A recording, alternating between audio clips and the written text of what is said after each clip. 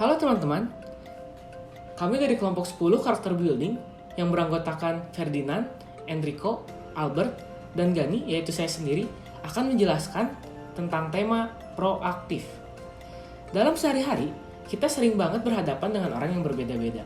Kadang ketemu orang yang baik banget kayak malaikat, kadang ketemu orang yang sensitif banget hatinya kayak kulit bayi. Bahkan, terkadang ketemu orang yang galaknya melebihi macan. Selain jenis-jenis tersebut, beberapa orang juga punya cara yang berbeda dalam mengambil respon. Ada yang proaktif dan reaktif. Mungkin dari kamu masih banyak yang belum tahu perbedaan orang proaktif dan reaktif. Tenang, kamu bisa pantangin pembahasan ini sambil nyantai. Jadi nggak perlu lama-lama lagi, yuk pantangin perbedaannya berikut ini. Proaktif. Apa itu proaktif? Proaktif itu tipe orang yang mampu memilih respon atau tanggapan. Biasanya orang dengan tipe ini nggak sembarangan dalam memilih respon. Pasti dipikirin matang-matang dulu sebelum mereka memberi respon. Contoh orang proaktif adalah, kalau kamu dipukul orang lain, kamu nggak bakalan langsung nyerang balik. Kamu pasti berpikir dulu, apa yang salah? Kok gue tiba-tiba dipukul ya?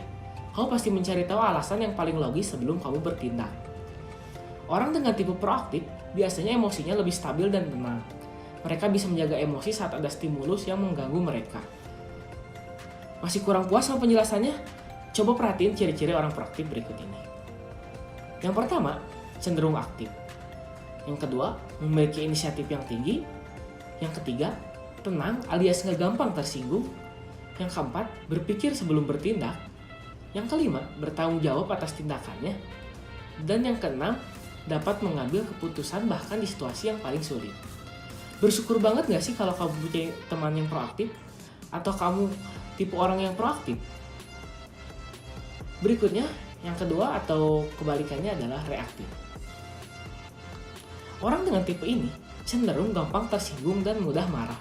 Mereka sangat responsif, bahkan saking responsifnya, suka nggak berpikir panjang sebelum bertindak. Ibaratnya, kalau mereka diganggu, mereka akan membalas detik itu juga. Kalau dicocok logiin, sama aja kayak botol soda yang dikocok.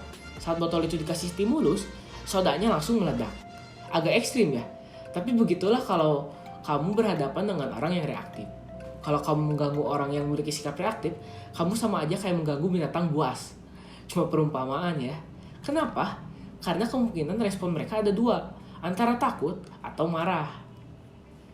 Biar lebih jelas lagi, coba lihat ciri-cirinya berikut ini. Yang pertama, gampang emosian. Yang kedua, playing victim. Yang ketiga, sering mengeluh. Yang keempat, apatis. Yang kelima, sulit mengambil keputusan. Dan yang terakhir atau yang keenam, enggak berpikir logis. Beda banget sama sifat proaktif ya. Semoga kamu bukan tipe orang yang reaktif ya. Dan jangan sampai kamu ketemu sama orang dengan tipe reaktif. Berikutnya, saya akan bahas tentang perbedaan orang proaktif dengan orang reaktif.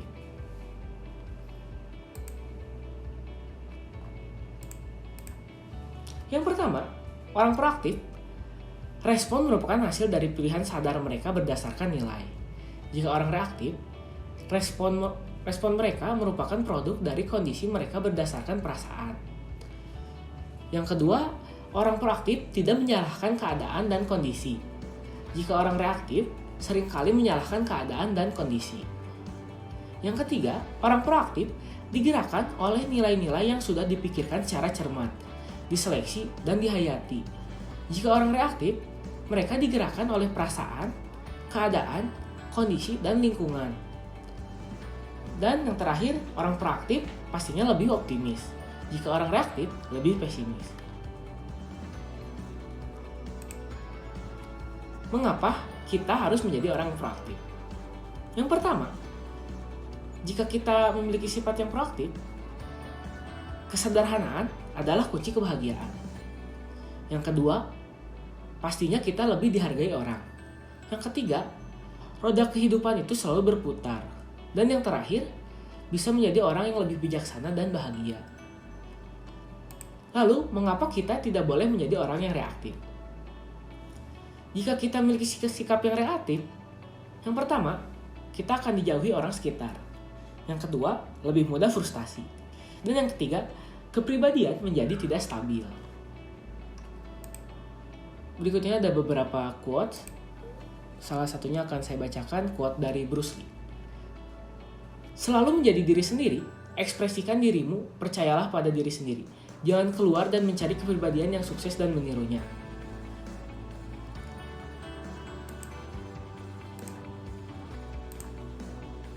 Nah, itulah perbedaan antara orang dengan tipe proaktif dan tipe reaktif. Sebenarnya simpel sih cara ngebedainnya. Kalau proaktif gak gampang marah, kalau reaktif cepet banget marah. Kalau kamu tipe yang mana nih? Jangan lupa share ke teman-teman kamu ya agar lebih bermanfaat. Sekian dari kelompok kami, maaf bila ada salah kata. Terima kasih.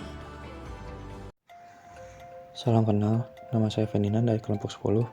Hari ini saya akan memperlihatkan salah satu contoh video dari tentang proaktif.